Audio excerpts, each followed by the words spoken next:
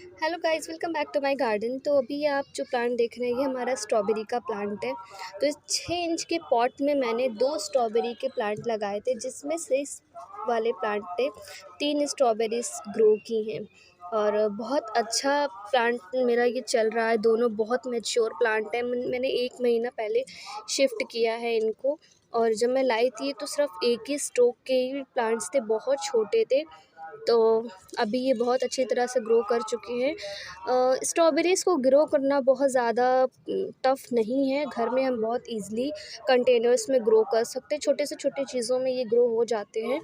तो जो मेन चीज़ है, सबसे इम्पॉर्टेंट थिंग जो इसमें ध्यान रखने वाली है, तो कभी भी स्ट्रॉबेरी का प्लांट आप शिफ्ट करें तो ये इसका क्राउन एरिया होता है। इसको कभी भी आपने मिट्टी के अंदर नहीं दबाना है, क्योंकि ये जो क्राउन एरिया होता है इससे ही सारे स्ट्रॉबेरीज़ की शूट्स, फ्रूट्स, फ्लावरिंग जो भी है वो यहीं से स्टार्ट होती है। आप यहाँ भी देख सकते हैं, ये मेरा क्राउन एरिया इसके ऊपर है, मिट्टी के अंदर नहीं दबाया है। तो जो ये क्राउन एरिया है इसको हमें दबाना नहीं है, क्योंकि अगर हम इसको मिट्टी में दबा देंगे तो हमारा जो प्लांट है वो गलने लगेगा और बहुत ही जल्दी ख़राब हो जाएगा, वो रुक ही नहीं सकता। तो जब भी आप ग्रो करें तो इस तरह ध्यान दें कि जो क्राउन एरिया है इसको हमेशा ऊपर रखना है। सॉइल मीडिया की बात करें तो बहुत ज़्यादा इसे सैंडी सॉइल पसंद है। आप इसमें कंपोस्ट और 30% सैंड और 20% इसमें मिट्टी ऐड करके इसका एक मीडिया, सॉइल मीडिया तैयार कर लें। उसी सॉइल मीडिया में हमें इसको डालना है। उसके बाद अभी हमारा प्लांट बहुत अच्छी तरह से ग्रो कर रहा है, तो उसके साथ साथ अब हम इसमें तो पहले हम इसकी गुड़ाई कर देंगे। कभी भी प्लांट में ध्यान दें, ये जो काई है ये नहीं जमनी चाहिए। मैं बहुत बिज़ी हूँ इस वक्त कुछ टाइम से, तो मैं इनको रिमूव नहीं कर पाई। तो आपने ध्यान देना है, कभी भी आपने मिट्टी में जो है काई को नहीं जमने देना है। उसके बाद आप इसको चारों तरफ से इसको मिला लें।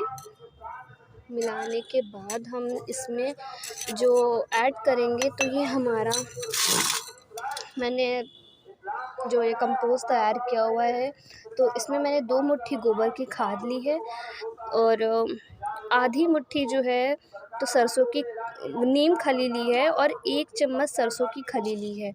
उसको मैंने इसमें मिक्स करके और 2 चम्मच बोन मील, इन सारी चीज़ों को आप ऐड कर लें।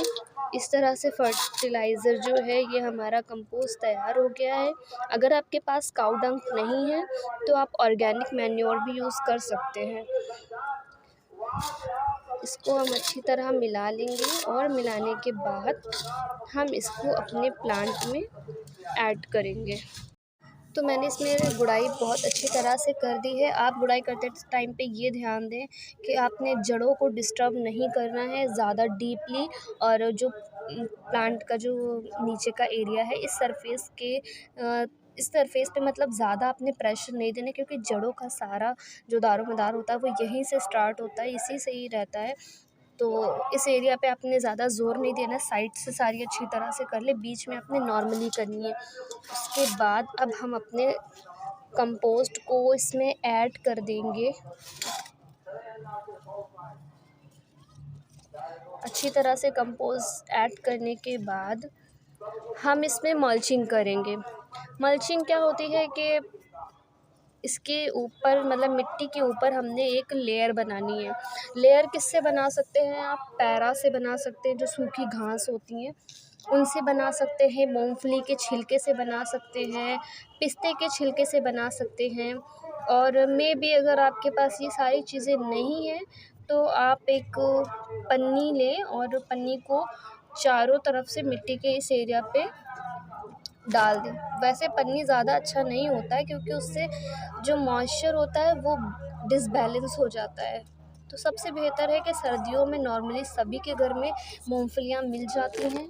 और पैरा जो है वो आप किसी भी फ्रूट वाले अंकल से आप उसे बोरो कर सकते हैं। फ्रूट्स वाले अक्सर करके पैरा रखते हैं, उनके पास अवेलेबल होता है, तो आप उसको ले सकते हैं। उसको आप कट करके पूरे मिट्टी की ऊपरी लेयर पे आप अच्छी तरह से बिछा दें।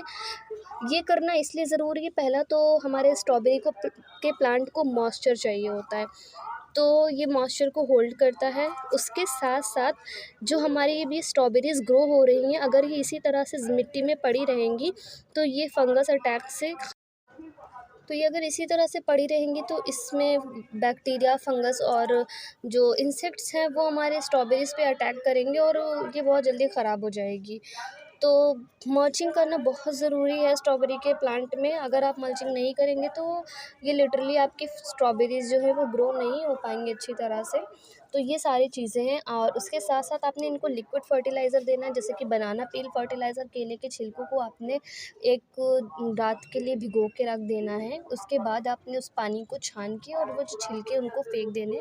सिर्फ़ पानी को अगर 1 मग पानी आपने बनाया है तो उसमें 2 मग या 1.5 मग उसमें पानी और ऐड करेंगे, उसे डाइल्यूट करके फिर हमने अपने जितने भी फ्लावरिंग या फ्रूटिंग प्लांट्स जो हैं उनमें डाल सकते हैं। उसी तरह से आपने ऑनियन पील फर्टिलाइज़र भी डाल सकते हैं। ऑनियन का जो छिलका होता है, वो जो ऊपर का कागज़ी छिलका होता है, सिर्फ़ आपने उसको ओवरनाइट सोक करना है। उसके बाद आपने इनमें डालना है। उसको 2 दिन भी अगर आप रख देंगे तो वो और अच्छा स्ट्रॉन्ग एक फर्टिलाइज़र हमारा बन जाएगा।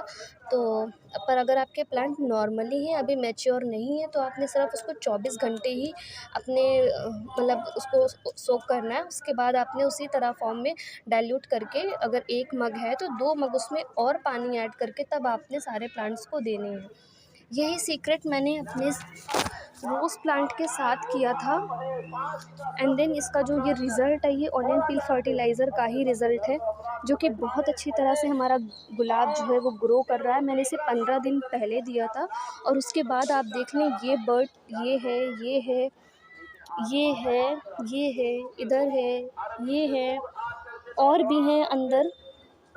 तो ये सारा जो रिज़ल्ट है ये उसी का है। और ये देखें, हमारे बेसल शूट्स जो हैं, नई-नई शूट्स ये निकल रही हैं। ये तो हमने इस तरह से अपने प्लांट की गुड़ाई करने के बाद इसमें कंपोस्ट ऐड कर दिया है। उसके साथ-साथ अभी मेरे पास पैरा है, पर वो नीचे है। मैं जब कल सुबह आऊँगी तब लेकर आऊँगी। जब तक के लिए मैंने इसे सूखे पत्ते का, चंपा का पत्ता है, इसको मैंने इससे सहारा दे दिया है। इस पे ही हैं मेरी स्ट्रॉबेरीज़।